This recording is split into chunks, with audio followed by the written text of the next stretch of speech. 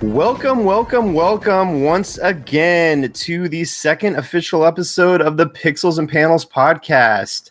Once again, I'm Aaron, bringing you this show, your humble host, I'll call myself. Really excited to have two new members on the panel this week. Well, they're kind of new. I actually had both of them on my 0 episode, aka the drunk episode in December. I'm very, very, very happy to bring back on Mr. David Green. What's up? Happy to be here, man. Thanks for having me. Yeah.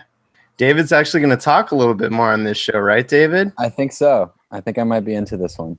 Okay. Yeah, we tailored this show to you, David, so you better be talking. Okay. And the host of not one, not two, but 3 of his own podcasts. Well, maybe just 2 now. One of the freshest voices you're going to hear this side of. I'm too tired to think of who else. Mr. Nicholas Gagnon, Nicholas George Gagnon. Yeah. How you doing, Aaron? Thanks for having me, man. Yeah, glad to be back so soon. Yeah, I just want to pimp your new podcast because I listened to the first episode last night. It is actually, why don't you pimp it, Nick? Go ahead. It's just a little thing called the Adult Onset Hunting podcast that I was doing.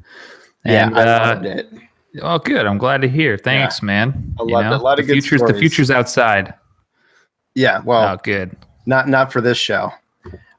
We are firmly inside. We're inside reading books and playing games. So that's what this show is about. We talk about the news. We talk about what we've been playing and what we've been reading. And we'll be doing that every week. So, this week was kind of crazy for me. A very, very busy week. I've actually been working, I think, since last show, pretty solid. I think I've worked every day since the last time I recorded. So it's been kind of a crazy week. So this might be a little bit of a quicker episode, but I do have some stuff I want to talk to you guys about. How was your work weeks, by the way? Same, man. Pretty crazy. Yeah. Yep. Oh, go ahead, Nick. Sorry. No, just busy, man. Busy. Yeah. You two are working together now, right? Yes. We are. So we get to spend the whole day together, and then we get to talk. Yeah, we get to do a podcast together at night. That's awesome. We all work in the television industry, and it can be a little bit crazy out here in LA. So, all right, let's just jump right into it. I did not notice a lot of news. Maybe that was just because I was behind a Avid all week, or maybe there just wasn't a lot of news. I don't know. You tell me. But I did cherry pick a story for us to all talk about. I have a feeling David and I might have a little more to say on this one, but it is the big news that David Benioff and oh shoot, what are the creators of Game of Thrones? I'm already messing up, David. I always forget the other guy's name too. Yeah, it's oh my god. Yeah. Is it Weiss? We're tired. Weiss. It's David Benioff and DB Weiss. DB Weiss. Yeah, the adapters of Game of Thrones. I'm not going to call them the creators because there's only one creator of Game of Thrones. But they are apparently going to be doing a series of they're producing a series of new Star Wars movies. David, are you excited for that? Oh, absolutely. I mean, how could you not be?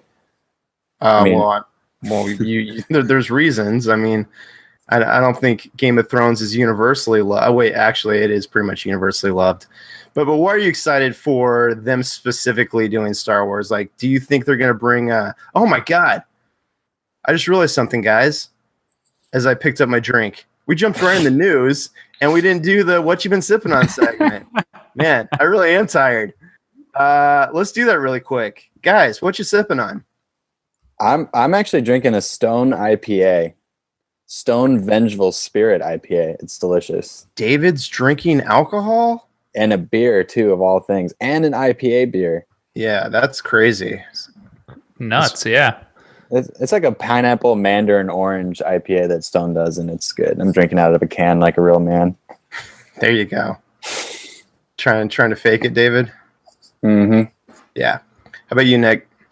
All right, so that's the Coors Light Yes. popping for you. Yes. And I got a little Winchester whiskey with me. Ooh. So Well, chaser, I've got a little whiskey with a Coors Light back. I just want to set the precedent that when I'm on your podcast, people know it's going to get saucy. So okay.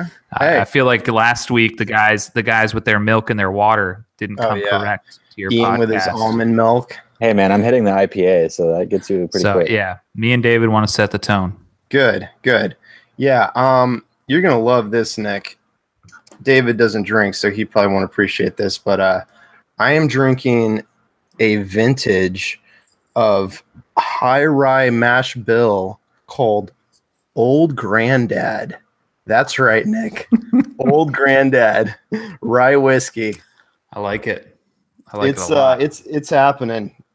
So I took a couple sips of it, and it's pretty spicy, I gotta say. It has a little bit of a bite. It's only 80 proof, but it hits you.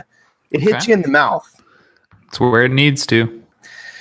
All right, getting back to the news of the week. David, you were talking about these Game of Thrones guys doing some Star Wars. Now they're only going to be producing this set of movies apparently, and maybe writing some of them too. I don't know if the details are really out there. I heard writing for sure too. Yeah, I heard that. Oh, okay, well at least they're like developing these movies. Who knows? They might be doing the story and then producing them. I think with Disney, writing kind of comes with air quotes because I'm sure they keep it, Well, we all know Kathleen freedom. Yeah, well, Kathleen Kennedy writes Star Wars now. We all know that. I'm not going to get into that, David. We know you love The Last Jedi. Not all of us did, though. So what exactly excites you about them doing this? Like, what tone do they bring that you're excited about? That they I think could potentially have. The bottom line for me is just that these guys are incredibly talented storytellers. And that's all I really need to say and all I really need to know. I mean, they've done such a great job with Game of Thrones. And I mean, as directorially and writing and everything, they're just great storytellers. And I know that Game of Thrones wasn't necessarily their stories, but they're great storytellers as filmmakers. And I think they'll do well with anything. And you give them something like Star Wars universe, I think, I don't know how you couldn't be excited about it, but hey, you never know.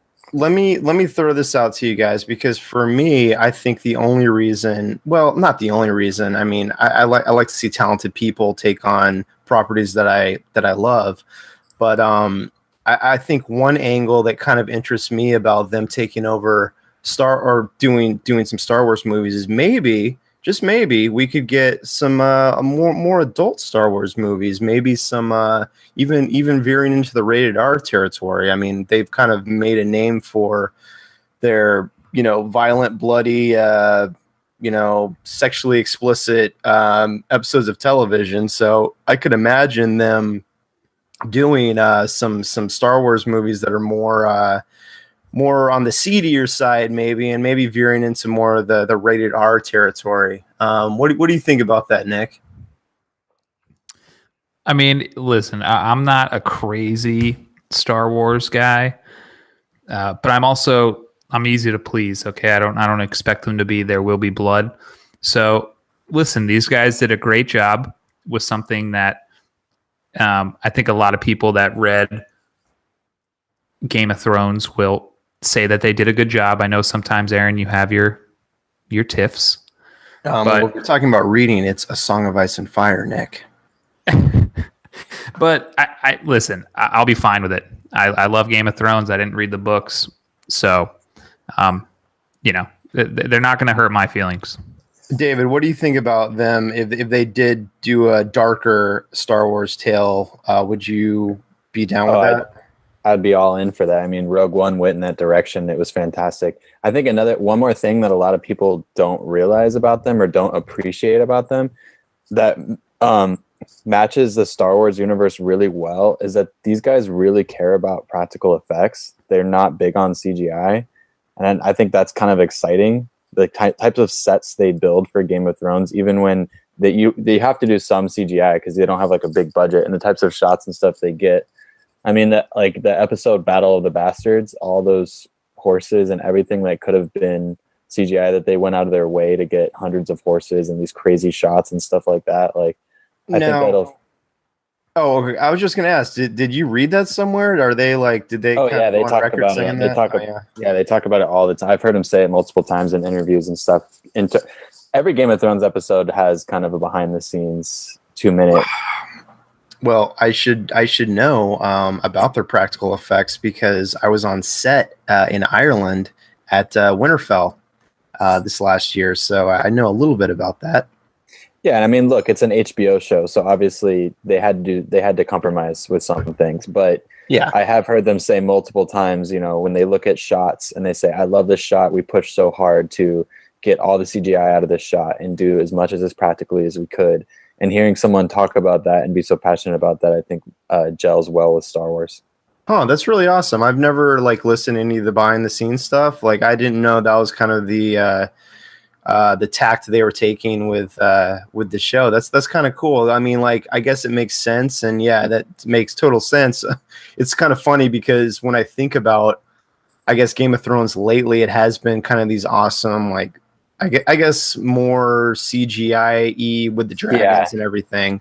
But yeah, when I think about the series as a whole, like, yeah, most of it has been very practical. So think about some of the shots they got. The shot in Battle of the Bastards with all the horses riding at Jon Snow, super famous shot. Mm-hmm. I mean, that's an amazing practical shot that they got. I'm sure they added some horses and stuff, but yeah, I mean, well, it looks incredible. Well, that kind of like carries. I mean, if they did go that direction, still, that would kind of like be in the same vein as Rogue One, because I felt like even if that movie felt like a lot of it was practical, you know, like even if there was more CGI than I thought there was, it did kind of seem like they were going for that feel as well. Not they, but the director, who I can't remember. The guy who directed Godzilla, help me out, David. The director Rogue One. Gareth Edwards, right? Yeah. I wanted to say Colin Trevorrow, but that was the guy who did Jurassic World, who got fired off of Episode 9. Thank you, Catherine Kennedy. Yeah. Oh yeah, you don't like him as a filmmaker? No, I didn't like Jurassic World at all. And I just we won't get into that.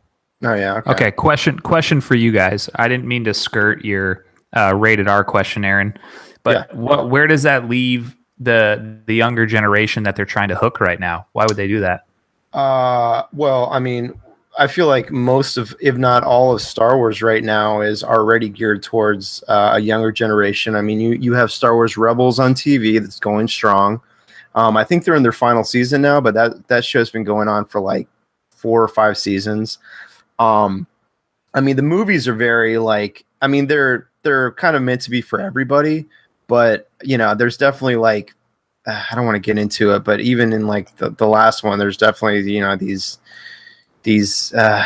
nods, just like George Lucas did in the prequels, to kind of, I don't know, nods to placate children. And, so in a way, if they did this, I mean, Rogue One was definitely the most adult Star Wars movie, I felt.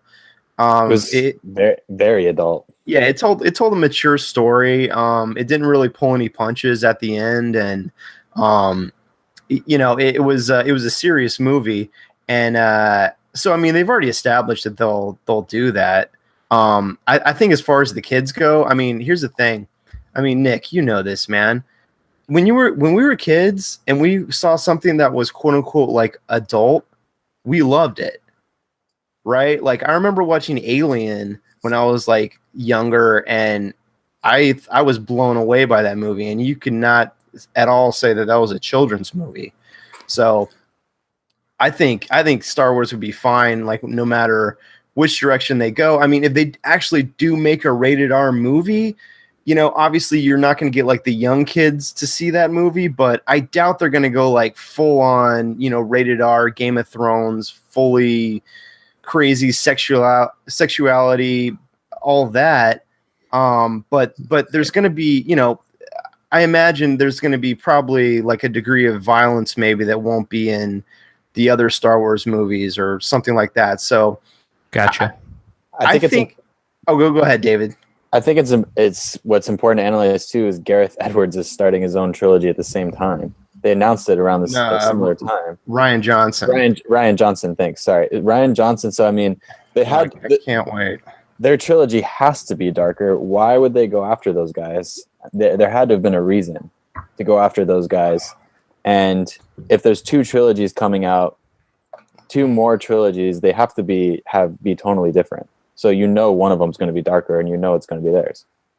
Yeah, that's true. I mean, the fact of the matter is there's so many Star Wars movies in the pipeline. We have probably an Obi-Wan movie that'll be coming out. Obviously, the Han Solo movie is fast approaching. I cannot believe that movie's coming out in like 3 months. Can you, David? No, and we just saw a trailer not even a week ago. Yeah, Nick, did you see that trailer on Super Bowl? No, all I caught a glimpse of was Donald Glover as Lando Calrissian, and that's all I needed to see. I want to see a Lando movie, man. That'd be cool. I would have rather seen that. I think you're going to see plenty of Lando in this one. Yeah, I don't know what it was. I saw that movie and I was completely unimpressed. Maybe it's just like the bad taste in my mouth of the last Star Wars movie that I won't get into. The trailer? Yeah, no, I'm there's a couple of things about it. I'm really turned off from Star Wars right now. Like they kind of have to win me back. But also for whatever reason, I just don't think that a young Han Solo movie needs to exist. And that's what I'm saying. Do a Lando movie. That would have been way cooler. Yeah. Well, I'm not disagreeing with you. I just saw the trailer and I was like, yeah, this does nothing to get me like actually excited for a Han Solo movie, which is saying a lot because he's, obviously one of my favorite characters he's not my favorite, but definitely he's up there, like right behind Luke. He's my favorite character. So look, I feel like the con has someone else playing Han Solo, right? That's hard for anybody our age and our generation that grew up with Han Solo. It's just a different actor, so it's tough. It's almost like it's just a different character the second you take out Harrison Ford. Yeah. The pro is I feel like Disney is experimenting with genre when it comes to Star Wars. You have Rogue One, kind of like war movie, right? Front lines, experimenting with all of that. And I feel like this Han Solo movie is going to be sort of Western in a way, in a sense. Like you have like kind of like a Western chase movie. And then I think it's just cool to see Star Wars do different genres. I was thinking it was going to be more of like a heist or like a con maybe film. I would say heist, maybe like heist Western. Yeah, I don't know. We'll see. That like honestly, Cowboy. I couldn't really get a sense of what the movie was from the trailer. To be honest, I agree with that. Yeah. The only thing I really got a sense of is that I didn't completely dig seeing someone else try and be Han Solo. I didn't buy it in the trailer, but hey, it's maybe in the film I will. Yeah, well, they've got a big uphill battle with that movie because at this point I don't care about it, and I mean, if it came out like this weekend, I'm already going to be, if I had plans already, I wouldn't go see it. Yeah, I would say I think we're kind of on the same boat. I'd say it's the first new Star Wars film that I'm not, oh my God, I need to go see that opening weekend. Right. I'll definitely see it in theaters. I'll probably see it when I have time or way. It's not like the other films I've been, Last Jedi, I was there opening night. Same thing with Episode 7. Yeah. Well, before we move on, just getting back to Benioff and Weiss doing some new Star Wars movies, I just wanted to say, my biggest thing with them is Star Wars is such a rich universe, such an expansive universe. Just create some characters that I care about, that I can follow, that I empathize with, and really am interested in following, because I don't want to get into a debate, but at this point in Star Wars, there's literally not a character left alive that I care about. So if they do an offshoot Star Wars story that goes their own way and does their own thing, just create some compelling characters for me to get into in that universe. That's all I ask from those guys. I'm going to quote Kylo Ren for you, Aaron, and say, let the past die. I like this. Maybe you'll like Last Jedi a little more. So, Aaron, does them having those two guys... Okay, so, Aaron, you've broken up with Star Wars, right? You've sent the text. It can't be taken back. You guys are done. So, does these... Like, does Star Wars and the creators of Game of Thrones do anything for you? Is that like can they get their foot in the door with you again, or is it just Well, honestly, it's not even that it's the creators of Game of Thrones. It's just I want someone to make me get excited about Star Wars again.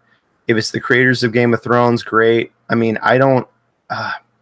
See, I don't know. I feel differently than a lot of people about Game of Thrones. I think it's a decent show. It's definitely a well-produced show. Decently well written.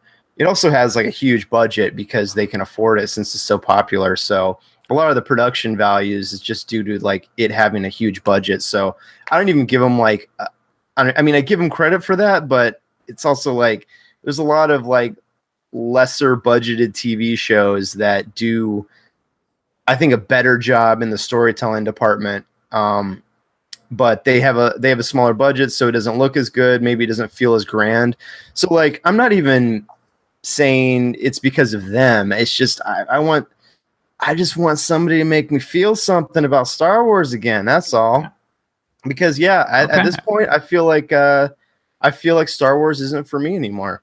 And if someone can just kind of like kick me in the ass and make me feel something for that universe, I would really love it. But we'll see what happens. Aaron, and David, I will not let the past die because the past is what defines you. You and I need to have a whole spin-off debating Last Jedi. We still haven't come to blows about it. Yeah, well, we're gonna do it at a bar over drinks, and it's gonna get real heated, and it should definitely not be recorded on the internet. That's for sure. See, I'm actually excited. I'm actually excited for this because I feel like you have me on pretty much all things when it comes to games, when it comes to comics. You know, like I'm a lightweight, and I'd call you like a heavyweight. But I feel like when it comes to Star Wars, we're both heavyweights, and we couldn't have more like different opinions. So it's just going to be fantastic. Yeah. Well, hey, we'll definitely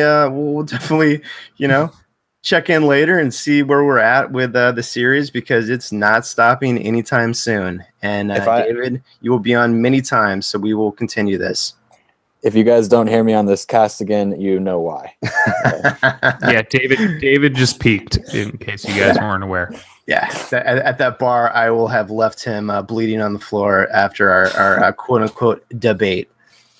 Now, Ryan Johnson ended our friendship. Yeah, well, he ended a lot of things for a lot of people. But all right, moving on to the next segment because enough news. It wasn't a lot of news this week. Getting into video games a little bit. I'm really excited to have you guys on. I'm really glad I don't have Ian on again this week because he would only bring this conversation down. But I want to talk a little Nintendo with you guys. Yes. I love Nintendo. I love your enthusiasm, David. You two. Yeah, you'll always get an optimistic take from my end on Nintendo. So. Oh, that's why I have the two of you on for episode 2. But the two of you are both proud owners of Switches, correct? Yes.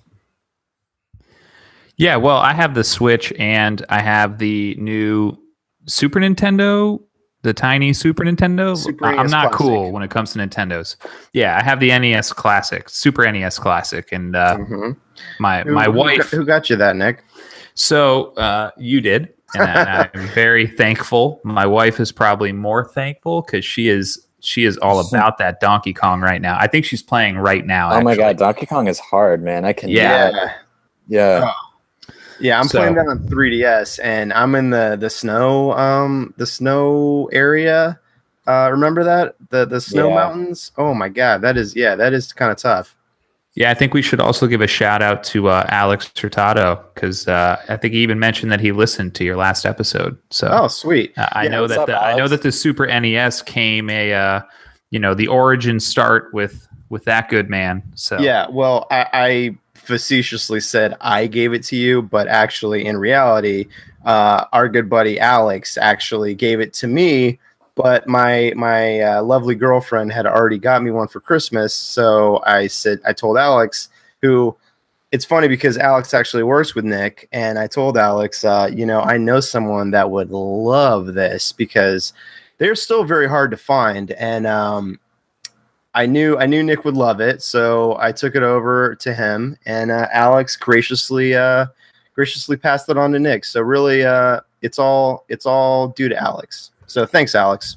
Hey guys, don't Good, worry man. about me, okay? I got my own, so I don't need friends. yeah, I'm Aaron, not what does worried it about say you. about you? Aaron, what does it say about you that multiple people gave you a Super NES Classic? It says that number one, people know I'm a Nintendo fan, and number two, people love me. Yes, that's true. At least certain people. Yeah. Yeah, well, that's awesome. So, yeah, we're all kind of in the same boat because we both acquired both of those systems this last year through various means and ways. But I wanted to get into the Switch first, just because we've had not a full year of the Switch. But I kind of want to hear your guys' stories with that system, and let me just start with me because I did get it when it came out last March, and I just looked back on the year that was the year of the Switch, and it was wow, what a great year! Just starting off with Zelda and going into Mario Kart 8 Deluxe. I ended up getting Splatoon 2 like a month later. And then of course like Super Mario Odyssey, a few, into the holiday season. There was so many like big games that came out, like first party games that I was just like, I just jumped on. Fire Emblem Warriors.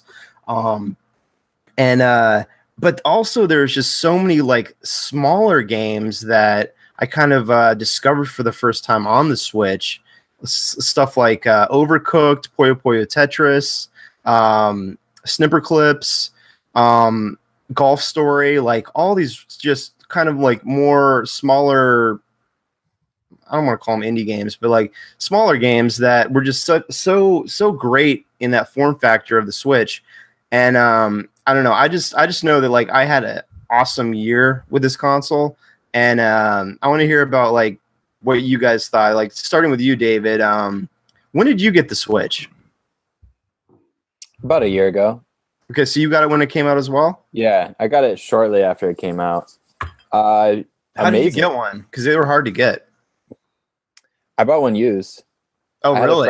I had a friend of a friend that had it wasn't used. He bought a couple, and Okay. because it was a friend of a friend, he gave it to me list price, and it was shortly after they came out. It was still at a time where they were really hard to get. Well, they But were he hard was- to get for the first, 6 to 8 months, actually. Yeah, and he was really, really cool. Like, he gave it to me for what he paid for it, gave me the receipt for GameStop and everything, and was like, so if you have any issues, here it is. Oh, that's awesome. Yeah, I actually, speaking of that, I actually got two because I was able to pre-order one from GameStop. I just had happened to hit the website at the perfect time, and I jumped on and I realized like I was on a guest account, but I had already like pre-ordered one. So I'm like, let me just try logging into my GameStop account and see if I can pre-order another one since pre-orders are live. And I was able to do it, and I got two. And I don't know, Nick was mad at me because I didn't give it to him, the second one to him. But I guess my girlfriend's roommate really wanted one, and so he got to me first. So I was able to give him that one. But just before you go into your experience, David, I just want to tell this quick story. I was able to get a Switch for Nick several months later after his wife gave me permission to find one. So I was like, okay. And literally, like the next day, I just called up GameStop, like the closest one to me. I'm like, hey, you guys have any Switches? And they're like, yeah, we have one.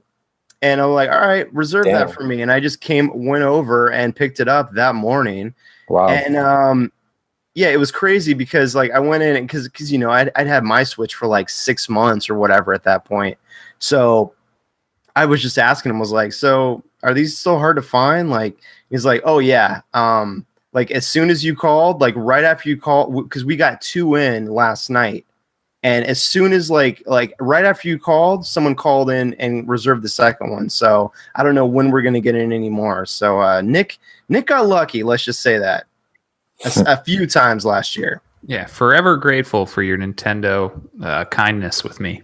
Yeah, I hooked you up Nintendo-wise last year, Nick. Don't forget it. But anyways, David, So tell me a little bit about your experience and so what was the first game you got? I'm guessing I know which one, but go ahead. Breath of the Wild. Oh yeah. Yeah, and I mean I'm not the biggest gamer on the planet. I play my fair share. And I would say that's probably my favorite game I've ever played. I just loved it. I honestly, it just has everything. Personally, it has everything I want in a game. Right. The console is my favorite console. It's just, I travel a lot. Of all time? Oh, yeah. Wow. I travel a lot. The mobility of it is super cool. And also just being able to take it with you, but then also just the design, how easy it is to throw it up and just play, on your big screen and then pull it off and take it into the room or take it, on the plane with you to be able to do all that same game. It's just innovative. And isn't it great too how you can unhook the Joy-Cons and like pop it up on a desk or something and just play it you can have a Pro controller and just play like on the tablet, like sitting at a desk. You can just like put the tablet on your desk, have a Pro controller, and just play it that way too. Like it's so versatile. It is. The design was almost perfect in a way. I don't really have any complaints there. So, but Breath of the Wild was just incredible. It's my type of game. It just is. Yeah. It's not too in depth. You can kind of jump into it. Anybody could kind of jump into it. It's beautiful. It's fun. It's an escape. It's just such an amazing world, and like it's so amazing to just like jump into that game and just look around 360 degrees and just think like I want to go there. I mean, the experience of when I just when I got off the Great Plateau at the beginning and I was in the the first tower. And I got the hang glider, and I was just looking around and just like, oh my god, what a world to explore! Like this is incredible. That plateau is funny because it's almost like you're in a box and you don't even know it. You're kind of like, oh, this is cool, and you're exploring and you're doing these little mini missions, and you had no idea that you were in 1/1000th of what that game was. Well, and the Great Plateau. Yeah, and the Great Plateau is amazing because it teaches you everything you need to know about the rest of the game. And you also have everything you need for completing the rest of the game. I mean, really, at that point, you could go fight Ganon right away if you wanted to. It's true. And the game is just fun, man. I mean, it's just fun. The gameplay is fun. And for me, I lose that a lot with sometimes some PS4 games, really in-depth games. Sometimes they're a little slow for me. Mm-hmm. This game has everything those games has in terms of art and expansion and everything, but it's also just fun. It's the same feeling I have when I'm playing Super Mario World when I'm 11 years old. It's just fun and addictive. And yeah, it really is amazing how Nintendo managed to just capture that Nintendo feeling that you may have experienced, like you said, when you were 11 playing Super Mario World. How they're able to do that as an adult to you now. Yeah. That's why I love Nintendo. I do want to say, though, I want to come clean with you guys. No, Nick. I was going to ask, what's your favorite Breath of the Wild experience? Okay, so listen, I do this thing with gaming systems in general where I get a gaming system, I get all hyped up. I swear I'm going to get into it and beat it. And then I get the gaming system. I did this once with PS4 or 3. maybe PS3. And I got Assassin's Creed and like 3 other games. It was stupid. And I could not get past the point in Assassin's Creed where it teaches you how to play your character. It just made me livid, and I never played. I put it down, quit it, and then I think I even gave my PS3 to you to get our buddy Matt a PS4. Yeah. But the same thing happened with Zelda. So I'm loving playing, and then all of a sudden this guy's telling me to do shit. And he's like, yeah, if you do this, I'll give you this glider. I'm like, great. That's the deal.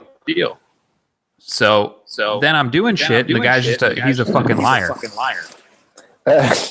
So I get like really annoyed. So what you're saying is you never got off the Great Plateau. Never got off the Great Plateau. I did it again.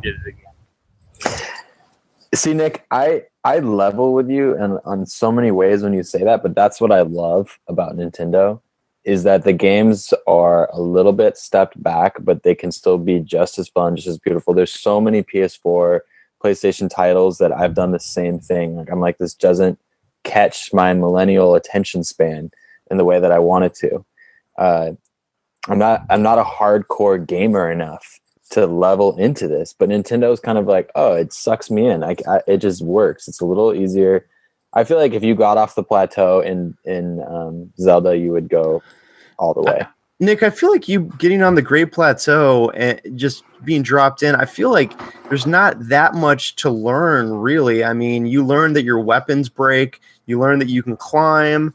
And, you learn that you can explore, and there's a lot of, temples and shrines to explore. And I don't know. I didn't feel like it was that complicated. I mean, Nick, have you forgot how to play video games? Well, the problem is I never knew how, so there was nothing to forget. I'm just an awful video game player. The only thing I can play is Tetris. I think we covered this. Yeah. And I'm just, I don't know. I don't have the. I tell myself I don't have the time, but what I will say is I'm Maybe a you don't sporadic have the patience. Yeah, I may be the most sporadic gamer of all time. My wife and I play in spurts, and I really just play with her. Like I don't really play alone, and when I do play, I love it. We play Overcooked, and we play Mario Kart and stuff, and I really like that. But I'm not the kind of guy to sit down alone and play a video game. I just never have been. Yeah, that's like my favorite thing to do is just have a day where no, it really is like I just love those huge open world games. Like I just really love having a day off and just starting in the morning and just jumping in and going for however many hours. I feel like David, you're going to say something. I feel like we're 3 tiers of the spectrum. Nick kind of being one end, and Aaron, you being the other end, and me being somewhere in the middle. Nick, get off the freaking plateau. Yeah, I just do it. Yeah, dude. Just get off of it. Seriously, because I'm kind of on your boat, Nick. I'm not a big gamer too, and I loved this game the second I got off that plateau. Just try it, and if you don't like it after that, then fine, then quit. But just do yourself a favor. Google the answers if you need help. Get off the freaking plateau and tell us what you think, because it's fun. It's fun, man. Yeah. All right. Well, maybe before I'm allowed on this podcast again, I have to get off the plateau. Yeah, I think that's something that needs to happen. Absolutely. The game hasn't even started yet. Yeah, it's literally the intro area.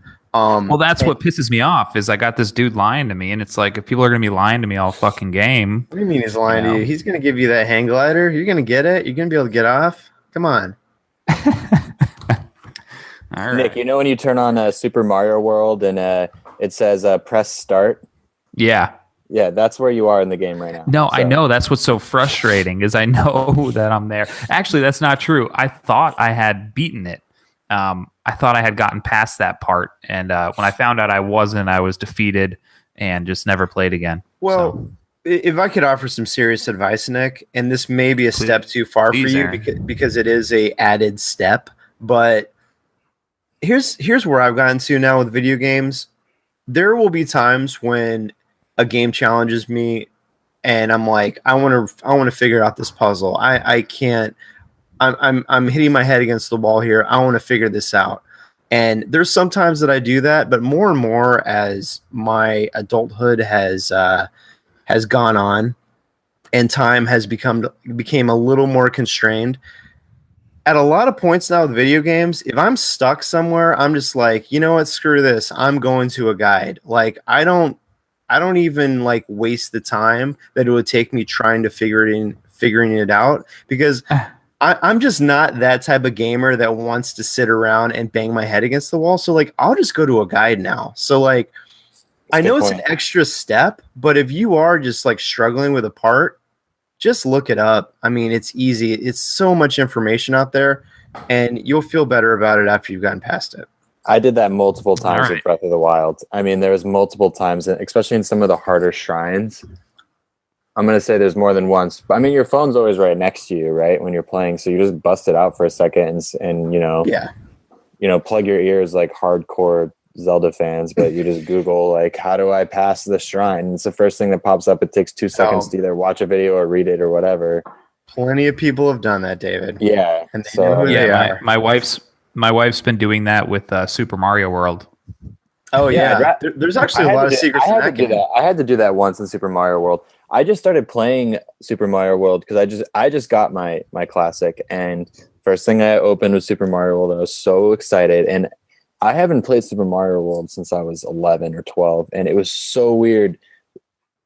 Muscle memory is crazy, man. I just started doing the level, and my brother was with me, and he's like, how are you doing this? And I was running and sprinting through the level and setting time records, and I was like, I don't know. I don't know how I'm doing this. It's muscle memory. I could close my eyes right now, and I'd be doing this. It was so crazy. And Totally. It was so crazy, and I was like, things were coming back to me. It was so much fun. If you're my age, if you are my generation, and you played Super Mario World when you were a kid, do yourself a favor and get this and bust it out, because it's fun. Would you say that's your favorite memory of the classic so far, David? Oh, for sure. I'm maybe like halfway through the game, but just playing the levels and being like, oh yeah, there was like this secret level, and there was this key here. I kind of remember this, and doing it. That game holds up so much. It's so much fun. I'm having a blast. I'm still playing it. How about you, Nick? What's your favorite game to revisit? It was probably Super Mario World. Because I think that's the first game we all played on the Super Nintendo. So yeah, for sure. It's the oldest one, and getting back into it, it's a lot like David said, where I'm like, I'm 33 years old. How the fuck do I remember this? And not only that, doesn't that game still just speak to you in such a profound way? Absolutely. It was to say it's nostalgic is a massive understatement. So. Yeah. No, it's still just great game design, and the gameplay is just still like so incredibly solid. That's the thing about I would say the NES to a degree, but the Super NES especially, those games, most of those games on the classic are just really timeless, and they are going to stand the test of time. In 20 years, people will still be talking about those games. They hold up. I'm having an absolute blast. I'm probably halfway through it right now, and just like going back, remembering levels, and it's also kind of figuring, as an adult, you kind of think differently and think a little bit smarter. So when I'm running out of lives, I'm like, oh, I can go back to this level, and there's this whole like coin section where I can get like a bunch of extra lives there and come back. It's fun. Yeah. What's another gem you've gone back to? Well, I'll tell you one thing. I cannot play Contra for the life of me, and I remember being good at that when I was a kid. Contra 3, the Alien Wars? I cannot last 5 seconds in that thing. You need a buddy, man. I need to come over and play that with you. I need a partner, because I tried to get my brother to play, and he couldn't. Yeah. That is a tough game. That is a really tough game. I remember my being good at that when I was a kid, and at least being able to pass a freaking level. And now I'm just like, wow, I can't make it 10 seconds in this game right now. God, that is a great game, though. Street Fighter 2. The night I opened my classic, I played Super Mario World. I had a great time. I busted out Street Fighter 2, ordered a pizza, played Street Fighter 2, and then I watched, when my pizza arrived, I watched Street Fighter the movie. Van Damme, I was like, screw this. I'm putting on this movie, because I haven't seen that since it came out either when I was a kid. And that movie holds up too. Totally rewatchable. Totally fun. How did you find Street Fighter the movie? It wasn't easy, actually. I think I found it on Amazon Right. Video, and that was one of the best nights of my recent adult life. So Wow. I recommend it. How about you, Nick? What's some other games you've been playing on there? I popped in and played Mega Man 2 nights ago. Mega Man X. 2 nights ago. Man, what a game. Dude, I mean, it's the same. It was just like David said. My wife was watching me and she was like, "How do you know how to do this?" And I was like, "I genuinely don't know. It's in the recesses of my brain." You know what's funny, Nick? We've known each other for like 15 years now, I would say, right? Something like that. I never knew that you played Mega Man X. Well, I mean, again, I wasn't like the wizard, you know. But you had the game and you played it when you were a kid. Yeah, I was no Fred Savage, but like I played just like any other kid would play. Yeah, you know? I mean, I played the hell out of that game. I had that, and I played some of 2, but I never finished 2. I don't know if I really owned 2. I think I may have like borrowed Mega Man X2, but Mega Man X1, dude. Oh, I played the hell out of that game. I knew every secret, and so like when I jumped back into that one, the muscle memory kicked in hard on that one. I have a sorry, Aaron, this is a tangent. Go ahead. But at some point, can me and you watch The Wizard together and then do a podcast about it? Sure, let's do it. David, do you remember that movie? Yes. Okay. I feel like we should just do a podcast about The Wizard. But anyway, I really liked Mega Man, and it was a lot like David said. It was just like I was surprising myself with how much I remembered. Never leaves you. Yeah. Go ahead, David. Sorry. We need to do a whole podcast on Street Fighter film as well. I have a lot to say about this. Oh boy. I like that, Aaron. That's a good little side segment for you. Well, hey, you know what? Pixels and Panels, weekly show. A lot of content that will be covered week to week. So maybe that will be a segment in the future. I like it. Hey, Aaron, I have one question for you. Yeah. Do you know anything about the Nintendo 64 version of these coming out? Because I was a huge 64 kid. Huge. And I mean, it's all speculation. You would think that considering how popular the NES and Super NES classics have been, that they would do a 64. I would hope that they would do a Game Boy Classic as well. I would love the hell out of that, and I know Nick would too. That'd be cool. By the way, they would have to get the rights back for Tetris, original Game Boy Tetris, because they could not do a Game Boy Classic without that game. But yeah, you would think they would do an N64 Classic. But if I can just say this, and David, you may not agree, but I think you may be looking at it with like rose-colored glasses a little bit. I just want to say this about the N64. And I'm coming at it as a huge Nintendo fan who loved the N64. And that was like, when it was, I mean, Ocarina of Time is my favorite game of all time. That is my number one favorite game. I do want to say, I don't think those games hold up as well as you think they will. I mean, I think just let me say, I think if an N64 Classic came out, and let's say they had 10 games on there, because I think the thing. There's probably about, people could argue more, maybe 15, but 10 to 15 really classic Nintendo games that people really remember fondly. I think if that came out, you played them, and then you compare that to the Super NES Classic, I think you'd agree that the Super Nintendo games hold up better. I would hope that they would have more versions on a Nintendo 64 version. I mean, I'm sorry, more games. And I know you can jailbreak these things and add more games. I know that's a possibility. People can do it. Without getting into that, I hope so. I mean, look, NFL Blitz was something I loved. Turok, Star Fox. Yeah, honestly, a lot of the non-first party stuff you probably won't see on there, like NFL Blitz. And you're not going to on there. You're not going to see maybe Turok, but Yeah, like NFL Blitz, definitely not. It's just nostalgia factor. Well, you know what? I will say this though, David, because I still love a lot of games from the N64, and the great thing is a lot of them have been remade, and I'm a proud owner of the new Nintendo 3DS, actually Super NES Edition, and I really love that console because that's actually my preferred way of playing NES and Super NES games because it's portable. And not only that, the games look fantastic. Like those games look fantastic on a smaller screen.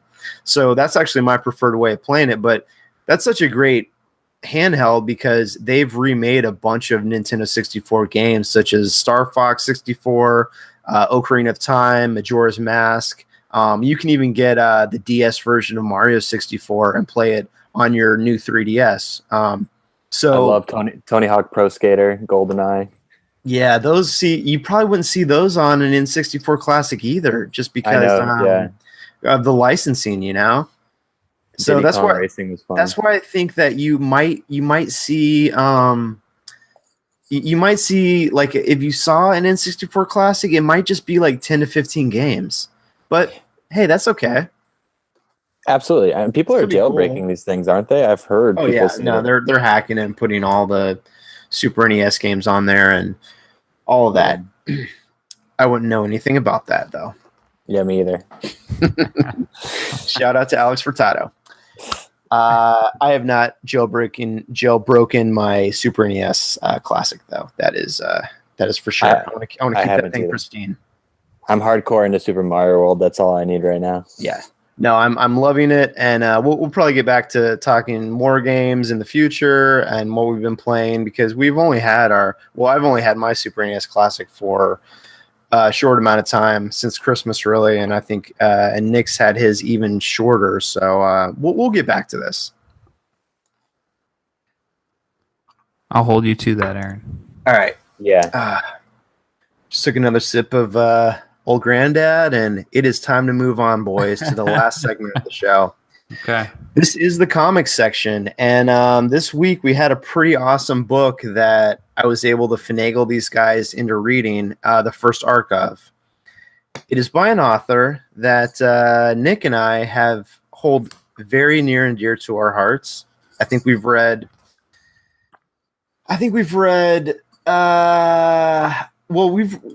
say this. I know Nick and I both have read a lot of his seminal works, including Essex County, Sweet Tooth. I've read more, I think, than Nick has because I've read a bunch of his Marvel stuff and some of his DC stuff.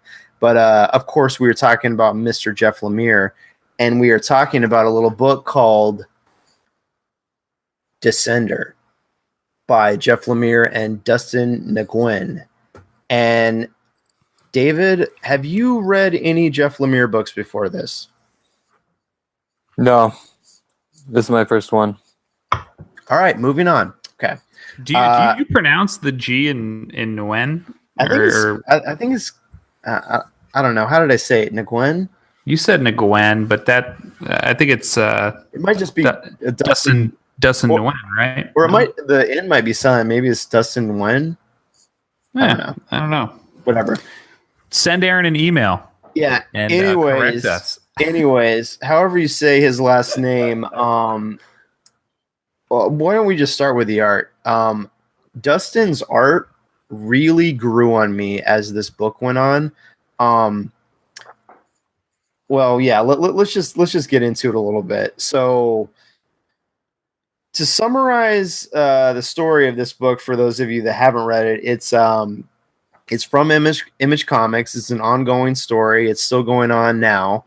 We just read the first 6 issues, but it's basically a story about a far-flung future where robots have really permeated society, and there's been I guess they've really been integrated to the point where there's companion robots, and you really see whole I don't know. It feels like almost like a fantasy story as well as a hard sci-fi story because the far reaches of space have been colonized. There's alien races, all of this. So it's a little bit more than hard sci-fi. There's definitely some fantasy mixed in there too. But the core of the story is basically in this future, robots have just become a big part of society. But there's an event that happens in the first issue where these huge behemoth robots suddenly appear, and they're called harvesters. And they basically, they cause a lot of destruction. And basically the people that survive the destruction, they blame the robots that were around partially for what happened. So there's been this huge robot purge. And Jeff Lemire, as he is wont to do, really tells personal stories. So he centers the core of the story around a young robot companion named Tim 21. And he is sent to this far what is it, space station out on like the far reaches of space, like this mining station. Is that right? Yeah, it's like a mining mining colony. Yeah. And so Tim 21, he's sent to be a companion of this child, and he's also Andy. And he's also actually more advanced than most robots at that point. So you find out later in the story that he is somehow linked to the harvesters. And so that's kind of the plot in a nutshell. It does a pretty big time jump in the early issues. And I don't know. I don't really want to get into spoiler territory too much, but just to give you like a general overview, like that's kind of what the story is.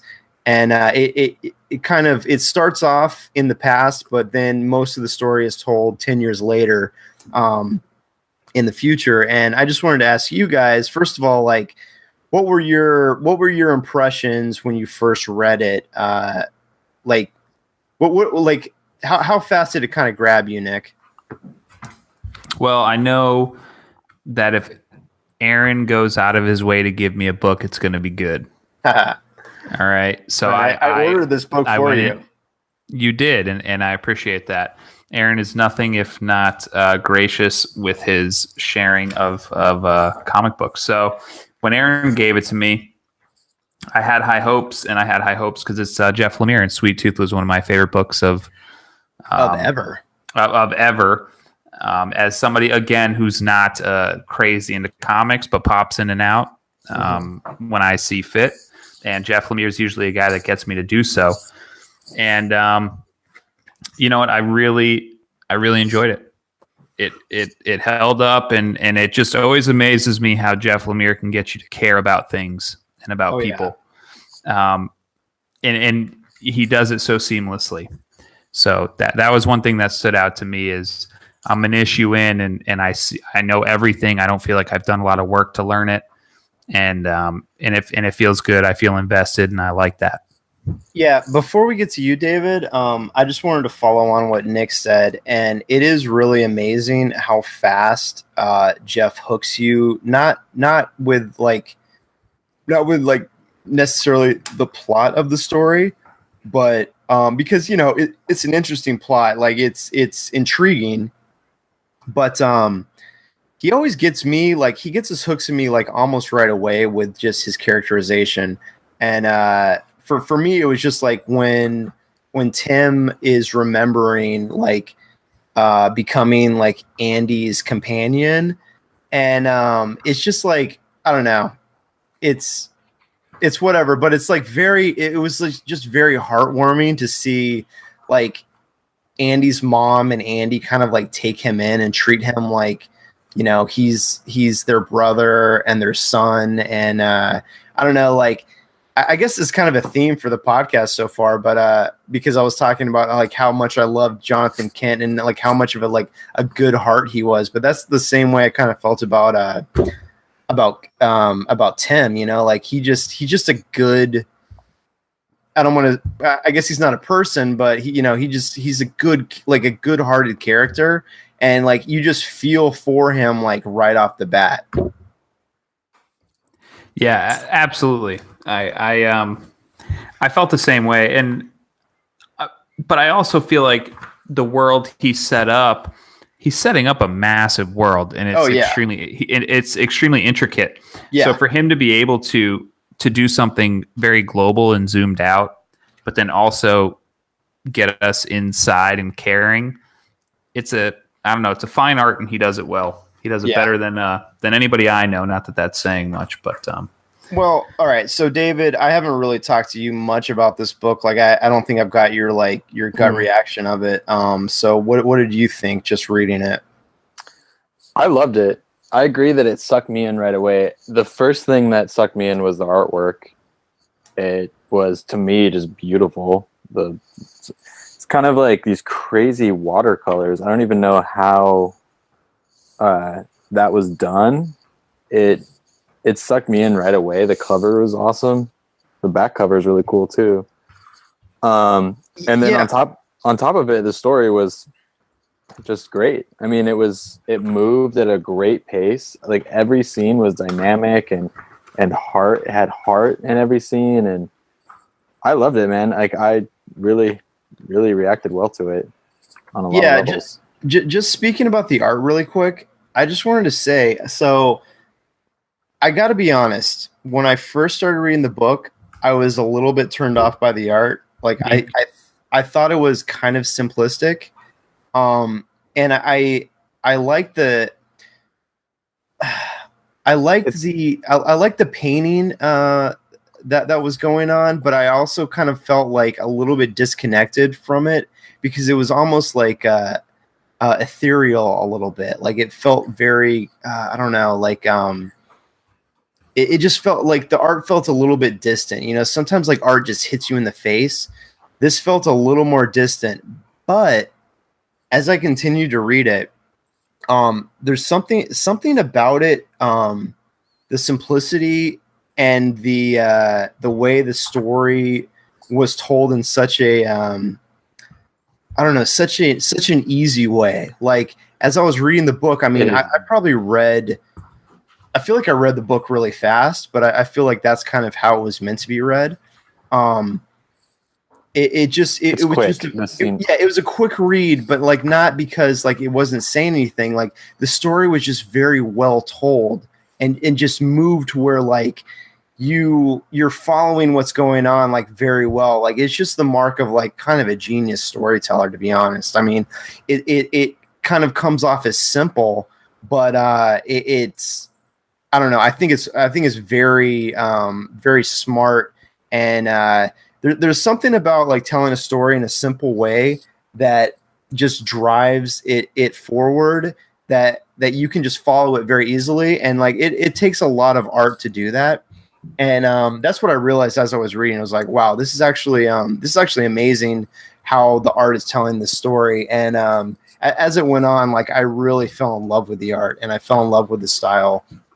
And like I said, it is simple, I guess, when you just look at a panel. But as you read a whole page, as you read multiple pages, you realize like, wow, this is a genius team telling this story. Yeah. So let me give you my Vision Quest version of the art of this book. Okay. Because it might be out there, and I don't know if it's a thing in comics. I have no clue. All right, I'm gonna pour a little more Grandad for this one. You pour out a little Grandad for this one. Yeah. And I'll put a little Winchester in my glass, and we'll have a good, honest talk about this art. But what I was getting at, okay, so the art didn't catch me at first either. It didn't. I wasn't very impressed, and I'm like, oh man, I'm gonna have to read this whole book for Aaron's podcast, and I'm not into the art. But what I like about this art, and I don't know if it's something that artists do on purpose, is that it seemed to be economical. So yeah, that's a good word. I know he can hit a home run, but on some pages he was bunting just to get through the page, tell the story. The story was general enough. He didn't need to do a ton to tell the story. And until it seemed to me that when the story was just kind of vague and with a wider lens, he wasn't as detailed with his art. But when the story started getting more clear, his art started getting more specific and more detailed. Detailed, yeah. As if the art was ramping up with the story, if that makes sense. Yeah, it does. So if you look at Jin Kwan in like the first issue, and then you look at Jin Kwan in like the last issue, I mean, the detail, it's extremely different, and it could just be that he had more time in the last issue or something. But to me, what it said was that we didn't know Jin Kwan yet, so we didn't have a detailed look at him. And then by the 6th issue, at the end of the first trade, we really knew him better, and I could see the beard on his face and stuff. Yeah, so yeah. That was my take on it. Well, that's an interesting take, and I can, just looking at it like that, I can kind of see that too. I mean, I think what strikes me about it is how Dustin, like this really is the mark of a pro, but like I said, when you look at a specific panel, you may think like, oh, this is like kind of simplistic, but you need to read the succession of panels and the succession of pages to realize like, oh no, he's putting everything he needs into each panel, because that's the flow of the story. And like, here's the thing about a comic, like, I was talking about Batman by David Finch last week, and he crams like a ton of detail into every panel, a ton of cross hatching, a ton of lines. You kind of like, your eye tends to linger on each panel because there's so much detail. What's genius about Dustin is he puts in just enough for you to follow the story in a very like clear way, and so the story is told well. Every panel doesn't necessarily have to have a ton of detail. It does enough to tell the story, to move you on, to keep it going. And if you look at it like that, like it helps the story flow. It helps you as a reader pace your reading, your pace of reading, I guess, what I'm trying to say. Absolutely. I think you hit it on the nose, Aaron, when you said like the scenes, they move fairly quickly. I think that's the mark of a really good storyteller, is that you can get so much richness from something that move. Like, you don't need to be in something for that long if you're really good at pulling out story in unique ways, whether it's dialogue or artwork or anything. Like, it's cool. It's great. Oh yeah, and I mean, here's the thing. I love artists where I basically have to like stay on a page for 5 minutes because I'm just soaking in every last detail. But I think really when you talk about storytelling, I'm more attracted to an artist that can suck me into a story, like a full story where I'm just turning the pages and just following the story at the pace that the artist like intended, I guess. Well, you're gonna say something, David? I just feel like the artwork it just spoke to me right away, just because it's just my style. I really believe in the saying, make it simple and make it significant. Yeah. And I live by those words when it comes to all aspects of design. And the art right away, every panel felt like something I would print and put on my wall, even if I didn't know what story this was or care about the comic at all. Like, it's just cool artwork. Yeah. Yeah. Basically what we're saying is, Dustin, we love you. We love your art in this book. You definitely won me over. Sounds like you won Nick over eventually. Well, you more than won me over, but and David liked it from the beginning. So great. But now just getting into the story a little bit. What was your favorite moments of the first 6 issues? Well, let me start, because I had one that I was just thinking. I loved the flashbacks, and I don't know, maybe I'm just kind of a sucker for this, but like when they establish a character and you you go into his head and you go into like the flashbacks of what kind of created him, what made him the person or being he is. Those moments with Andy and his mom just like basically hooked me for the rest of the story. Like I was like, I don't care if this is a cool sci-fi story. I care about Tim now, and I'm like following I'm willing to follow him down whatever road he goes on.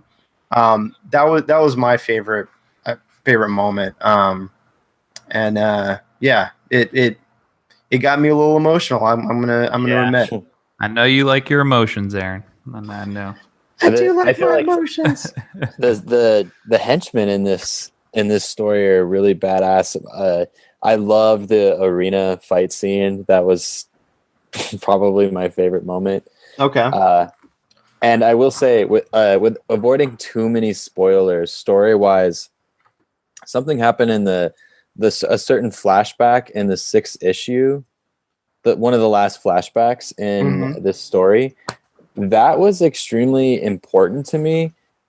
I have a weird thing when it comes to AI and stories like this where they really, really, really want you to feel emotionally connected to like a robot. Yeah. Sometimes I just don't buy it. This flashback made me buy it because it said, without spoiling too much, it basically said, this is an intelligence that even these people don't understand. Yeah. In a way. And that, to me, humanized Tim so much more for me. Because I'm like, this is a technology that they don't even quite understand. That's almost like above their heads. And it made me buy that story point was so genius, because then I was like, I'm all in on Tim's capabilities of feeling and thought and everything after kind of discovering that. Spoiler free somewhat. So. Oh yeah. Well, there's a big overarching mystery that's going on, which is really intriguing, because you don't know, after 6 issues, you still don't know basically anything about the Harvesters. You know that Tim is somehow maybe perhaps linked to them, but you don't know any details. You really just get to know the characters and kind of hooked you from that angle. I was just going to say, speaking of the characters, it's really for an ongoing series that, who knows, like maybe this will go 50 issues, I hope, or more. What really gets me going about like a first arc like this is, even though a lot of the characters that are introduced, you don't really get into a whole lot, it really it really excites me to follow the entire story, because a character like the bodyguard of oh god, I forget her name, but the Telsa. Elsa? Telsa, that's right. I was like, and I think the guy you're talking about is Tulik, right? Tulik. Yeah. I like him. I love that guy. Yeah, so like those are two characters. They're what is it? UGC was the United Galactic Council. That's like the governing body of the galaxy, the UGC. But they're just like two pawns of the UGC that are sent out to find Tim early on in the story. And like, you don't really get a ton into them, but I know that, and this is what's great about comics, is like the length of the story could dictate that, you may have a whole arc just based on them. Like, you're going to hopefully get to know those characters really well.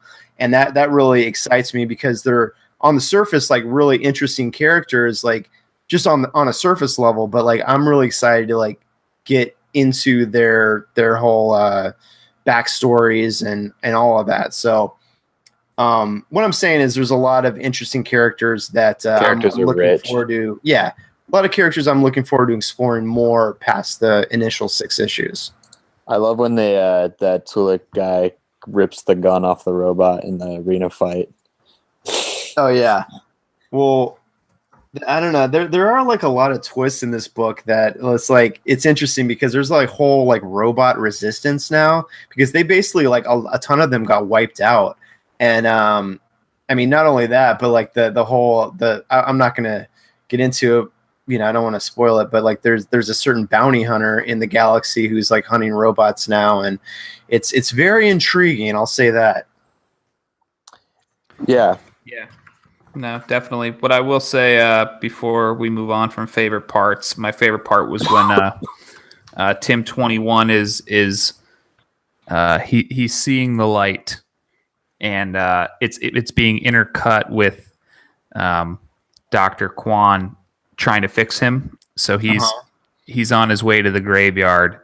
Oh yeah. Kwan is trying to fix him. It's in issue 3, and man, that pacing, that cutting, as an editor, I edit television, but as an editor and somebody who storytells in a visual sense, it was fucking masterful. Yeah, that was cool. Enjoyed it. I love that too. Dude, that was cool. Yeah. And what I love about this is, I mean, Jeff Lemire is a, prolific artist in his own right. He's, he's kind of written a lot of stuff in the last few years for other artists, but you can just tell the synchronicity going on between them. Like, these are two master storytellers working together. So I don't know. I kind of feel like this book is like under the radar in the comics landscape, and just reading it, like, I don't know why it is. Like, this should be as big as a book like Saga or The Walking Dead in my eyes. The artwork is, I can't stress enough how much I love the artwork. It's stylized, but I mean, that's what I love about it. It's unique, and you're not going to see anything else like it. Yeah, and I think, is this copy you gave me signed? I don't think so. Oh, okay. Why? There's a signature on the side, but it's probably printed on. Oh, really? Okay. No, I think I just got an extra copy of it because I was wanting one of my friends to read it, so I think I just picked up an extra copy.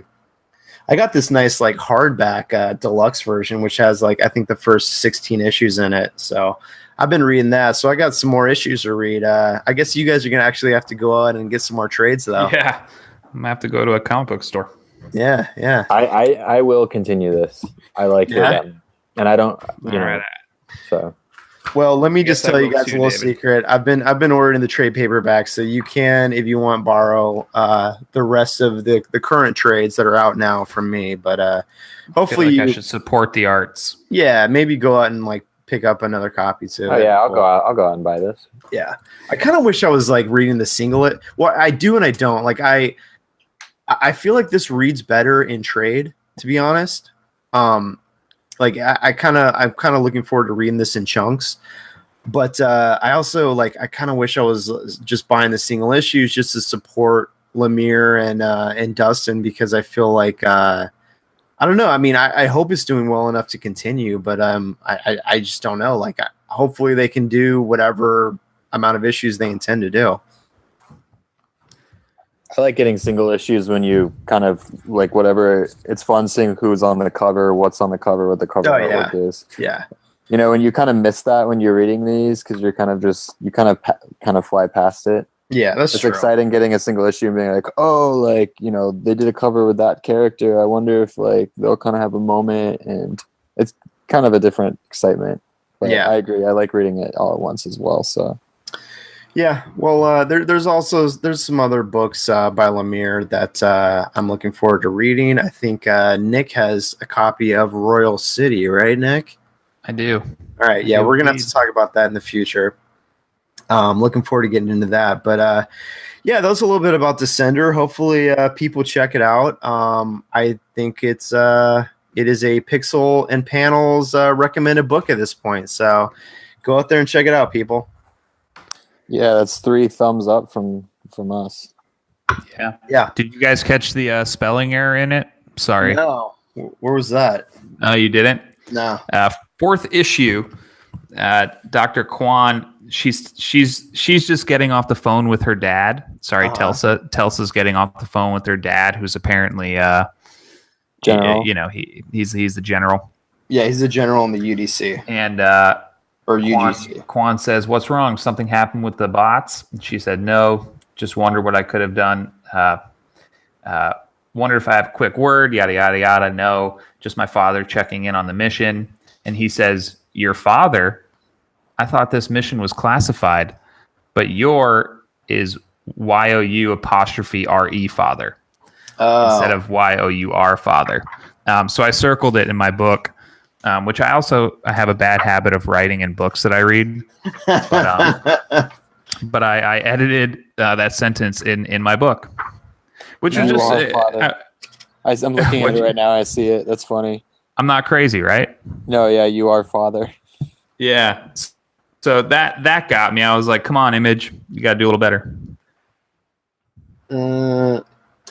Yeah, I'm trying to find the spot, but you'll see Telsa sitting on a bed. She's like sitting in a bed, hanging out, and Quan comes in. It's in the 4th issue. And anyway, isn't that crazy, David? Like, this book has probably already been optioned for a movie, you know? It was before it came out. Oh, seriously? Really? Yeah, like I think a week before it hit the shelves, Sony optioned it. Jesus. Oh, you know what's funny? So yeah, I just got to the panel. They did not fix it for the deluxe hardcover. So that's what's crazy to me is they're just sending that out to the world. Image doesn't give any fucks. Well, you know the Image model, right? Like creators can publish stuff through their they don't have to have an editor. I mean, they can choose to hire one, but you know, I don't even know if there's an editor on this book. Listen, I'm no English major, but if I'm catching typos in your book, you might want to. I would not mess up the your thing. That's pretty elementary. Yeah, you don't even do that. Even when you're just like trying to, like date somebody or something, like you make sure you don't fuck your and your up. Yeah, when you're texting them or any of the theirs. I'm trying to think of some kind of like creative choice or reason, but I don't see it. No, I looked into it, which is what's crazy to me because. I kept looking at that sentence like, am I fucking crazy? And it kind of takes you out of the story for a second. But anyway, go on, Aaron. We love the fucking book. I mean, come on. Yeah. I do. Yeah, he's absolutely right. Yeah, no, it's a great book, even with some minor copy edit errors. But yeah, check that out, everyone. That concludes our show. I want to thank Nick and David for being on. David, do you want to promote anything? Just me, man. I want to be the best part of this show. And when you guys email Aaron and be like, why is David not on every episode? We love David. Yeah. All I got to do is promote myself. Yeah. What's your Instagram, David? Okay, I will promote my Instagram. It's Captain Green with an E on the end.